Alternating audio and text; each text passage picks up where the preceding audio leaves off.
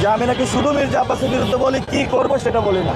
তো যারা আপনারা মিডিয়ার বাইরে আসেন, যে আজকে বললাম কাঁচা বাজার বানাবো, ভালো ভালো পার্ক বানাবো, জায়গা উদ্ধার করবো, শাহবাগ ফুল মার্কেট সুন্দর করব, রুগীদের ভালো ব্যবস্থা করব, প্রতিষ্ঠানগুলো ভালো করব, সিদ্ধেশ্বরী, বিকারুন্নাসা, হাবিবুল্লাহ বাহারে মির্জা আব্বাসের লোকরা যেভাবে চাঁদাবাজি সন্ত্রাসী করে, ভর্তি বাণিজ্য করে, এক ক্লাস থেকে আরেক ক্লাসে উঠে, এগুলো বন্ধ করব, শিক্ষা প্রতিষ্ঠানগুলো ভালো করব।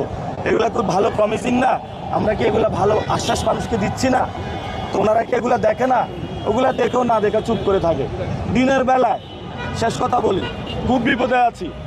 দিনের বেলায় কোথাও গেলে এক জায়গায় দাঁড় করা যুব দলের, এক জায়গায় ছাত্র দলের, আয়সা বলে ভাই আপনি এটা করেন না কেন? বলি কোন দল করেন? বলে তো চুপ করে বলে কোনো দল করি না। একটু পরে খোঁজ করে দেখি, আরে এই তো যুব দলের সেক্রেটারি, তারপরে ছাত্র দলের আহ্বায়ক, তারপরে খুঁজি আর পাই না তাদেরকে। আজকে ফুল মার্কেটে আসছি, যারা সমিতি এখানে দোকান থেকে চাঁদা তোলে সব বন্ধ করে পালায় চলে গেছে, হাওয়া লাপাত্তা। তা আমরা বলবো যে দিনের বেলায় হলো ছাত্র দল, যুব দল এবং মির্জা আব্বাসের লোকজন বাধা দেয়, আর রাতের বেলা যায় একটু রেস্ট নিব, যায় দেখি অনলাইন খুলে দেখি কোথা থেকে সে লন্ডন থেকে না পিআর টিম নিয়ে আসছে। ওই পিআর টিমে নাসির উদ্দিনের নামে যা বলা দরকার, যা এআই জেনারেট করা দরকার এটা করে। দিনে হলো তারা মাঠে যুদ্ধ করে নাসির উদ্দিনের বিরুদ্ধে, রাতে অনলাইনে করে। আগে দেখতাম অনলাইন লিগ, আপনারা দেখেন না বাংলাদেশে হেলমেট লিগ।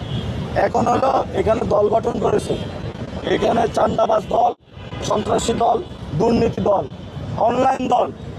আবারই আমি মির্জা আব্বাস সাহেবকে বলবো, আপনি প্লিজ নিজের পোস্টারগুলো না, আমার একটু খালেদা জিয়ার পোস্টার লাগে।